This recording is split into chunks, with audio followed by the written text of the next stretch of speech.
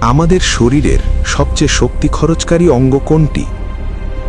হৃদয়, পেশি, ফুসফুস? না, আমাদের মস্তিষ্ক। আমাদের মস্তিষ্ক শরীরের মোট ওজনের মাত্র প্রায় 2%।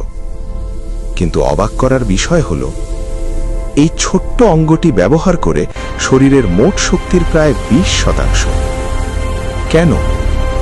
কারণ আমাদের মস্তিষ্কে আছে প্রায় 100 বিলিয়ন নিউরন, আর প্রতিটি নিউরন তৈরি করে হাজার হাজার সংযোগ।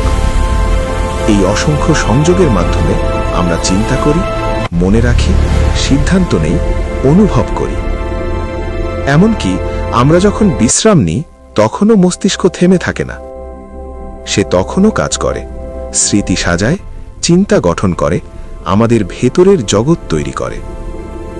সবচেয়ে অবাক করা বিষয় হল, এই বিশাল কাজটি করতে মস্তিষ্ক ব্যবহার করে মাত্র প্রায় 20 ওয়াট শক্তি, অর্থাৎ একটি ছোট লাইট বাল্বের সমান। একবার ভাবুন, আমাদের মাথার ভেতরে কি অসাধারণ এক ব্যবস্থা কাজ করছে। মানবদেহের সৃষ্টি ও কার্যক্রম সত্যিই বিস্ময়কর। আলহামদুলিল্লাহ।